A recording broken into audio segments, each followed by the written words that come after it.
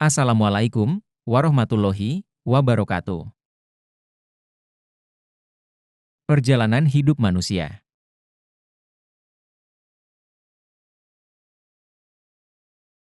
Kamu tahu dari mana awal kita? Pertama kita berada di alam ruh, tempat semua jiwa berkumpul. Di sana, sebelum lahir ke dunia, kita berjanji setia kepada Allah. Lalu, kita dihadirkan ke dalam tubuh, yaitu alam kandungan, di mana seorang ibu mengandung bayinya. Setelah bayi lahir, maka bayi tersebut pindah ke alam dunia, yang kita jalani saat ini. Perjalanan pertama yang akan dirasakan oleh manusia ialah alam ruh yang merupakan alam sebelum ruh manusia ditiup ke dalam kandungan seorang ibu. Awal perjalanan manusia dimulai dari alam ruh ini ketika Allah mengumpulkan semua ruh yang akan diturunkan ke bumi. Ingatlah ketika Tuhanmu mengeluarkan dari tulang punggung anak cucu Adam, keturunan mereka dan Allah mengambil kesaksiannya terhadap diri mereka sendiri seraya berfirman, "Bukankah aku ini Tuhanmu?" Mereka menjawab, "Betul engkau Tuhan kami bersaksi. Kami melakukannya agar pada hari kiamat kamu tidak mengatakan, sesungguhnya kami lengah terhadap hal ini." Sesungguhnya kami telah menciptakan manusia dari setetes mani yang bercampur. Kami hendak mengujinya dengan perintah dan larangan, sehingga menjadikannya dapat mendengar dan melihat.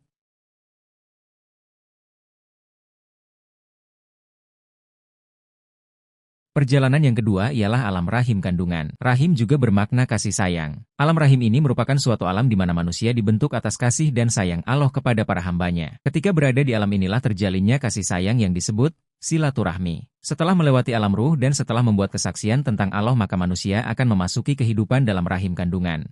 Di alam ini juga jasad manusia diciptakan dalam beberapa tahap. Nutfah yaitu dimulai setelah persenyawaan atau minggu pertama yakni percampuran air mani dengan ovum. Alaqah, segumpal darah yang melekat pada dinding rahim, juga dikenali sebagai zigot. Tahap pembentukan alaqah itu pada akhir minggu pertama atau hari ke-7. Di waktu ini, telur yang sudah buahi, itu akan tertanam di dinding rahim. Mudghah, segumpal daging yang berwarna merah kehitam-hitaman. Pembentukan mudghah ini terjadi pada minggu ke-4. Izam dan lam. Pada tahap ini adalah di antara minggu ke-5 dan ke-7, yang mana pembentukan tulang-tulang, kemudiannya pembentukan otot-otot yang akan membungkus tulang-tulang itu. Nasi'ah holkan ahar. Pada tahap ini adalah minggu ke-8, pembentukan menjadi janin. Dan pada bulan ketiga janin telah terbentuk dengan sempurna. Tahap kedua hingga kelima ini telah dijelaskan oleh Allah di dalam Al-Quran Surah Al-Muminun ayat 14. Setelah manusia berhasil melewati alam rahim, maka manusia telah memasuki tahap ketiga dari perjalanan hidupnya, yaitu alam dunia. Di alam dunia ini perjalanan manusia melalui proses yang panjang. Bermula dari bayi yang hanya meminum air susu ibunya lalu tumbuh menjadi anak-anak kecil lalu remaja yang balik. Selanjutnya menjadi dewasa, tua dan diakhiri dengan wafat meninggal dunia. Dijelaskan dalam Al-Quran Surah Ghafir ayat 39.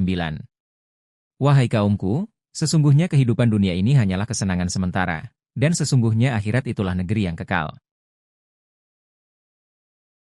Namun, proses ini tidak berjalan seiring dengan manusia lainnya. Tempo kehidupan setiap manusia itu berbeda. Ada yang hidup lama dan ada juga yang hidupnya singkat. Ada yang hidupnya tenang, ada juga yang hidupnya gelisah, ada juga yang berbuat baik dan ada juga yang berbuat buruk. Ajal itu menjemput tanpa mengira waktu. Dijelaskan dalam Al-Quran Surah Al-Ankabut ayat 55, Allah berfirman yang artinya, pada hari ketika azab menutupi mereka dari atas dan dari bawah kakinya, Allah berfirman, dirasakanlah balasan apa yang selama ini kamu kerjakan. Dan Surah Al-Ankabut ayat 57, setiap yang bernyawa pasti akan merasakan kematian. Kemudian, hanya kepada kami kamu dikembalikan. Tujuan penciptaan manusia tidak lain adalah menjadi wakil Allah di bumi dan untuk terus beribadah kepada Allah.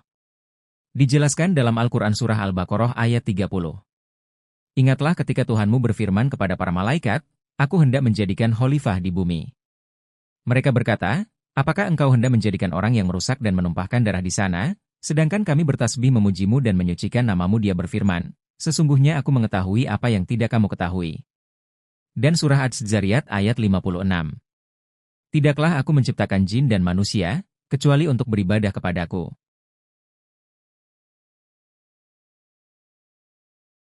Ilustrasi alam dunia, saat ini kita berada dalam kehidupan ini. Semua manusia memilih sendiri jalan kehidupannya, ada yang menjadi orang yang soleh, ada yang menjadi orang baik namun belum soleh, ada juga orang yang buruk bisa dikatakan jauh dari soleh.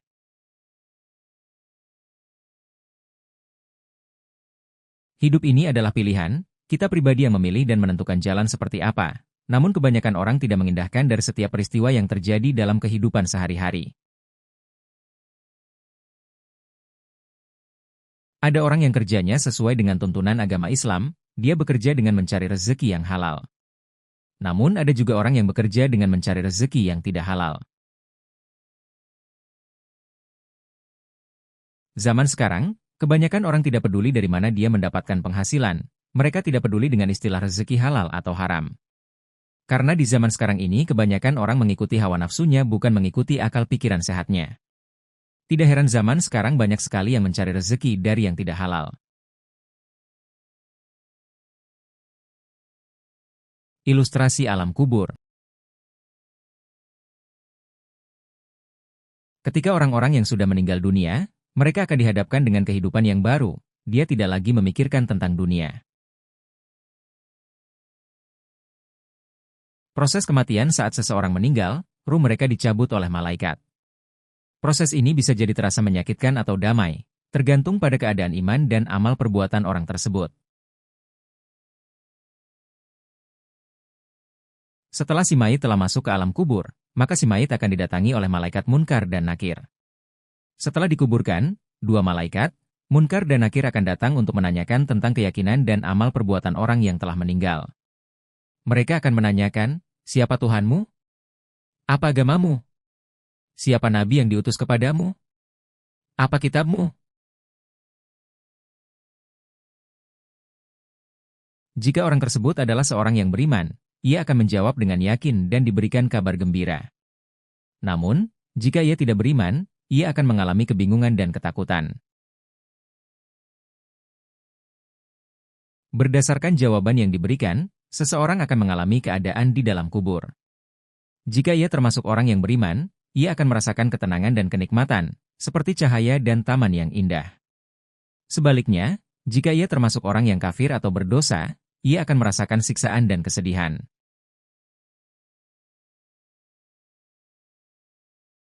Pada hari kiamat, semua manusia akan dibangkitkan dari kubur untuk mempertanggungjawabkan amal perbuatan mereka di dunia.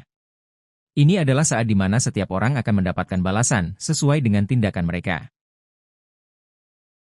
Setelah meninggalkan dunia, jiwa kita akan menuju alam barzah, lalu jiwa yang beriman dan berbuat baik mendapatkan jalan untuk masuk ke surga, tempat keindahan dan ketenangan abadi, rumah sejati yang penuh cinta dan kedamaian. Dijelaskan dalam Al-Quran Surah Az-Zalzalah ayat 7, Allah berfirman yang artinya, siapa yang mengerjakan kebaikan seberat zarah, dia akan melihat balasannya. Dan Surah Az-Zalzalah ayat 8. Siapa yang mengerjakan kejahatan seberat zarah, dia akan melihat balasannya. Tujuan akhir dari perjalanan kehidupan ini adalah surga atau neraka. Dijelaskan dalam Al-Quran Surah Al-Fajr ayat 30, Allah berfirman yang artinya, dan masuklah ke dalam surgaku. Dan Surah Al-Muminun ayat 108.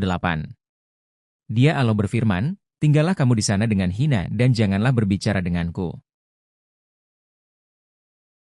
Sampaikanlah dariku, Nabi Muhammad Shallallahu Alaihi Wasallam walau hanya satu ayat. Hadis riwayat Bukhari. Berbuat baiklah mulai dari hal kecil, karena kita tidak pernah tahu, kebaikan mana yang akan membawa kita ke dalam surganya Allah.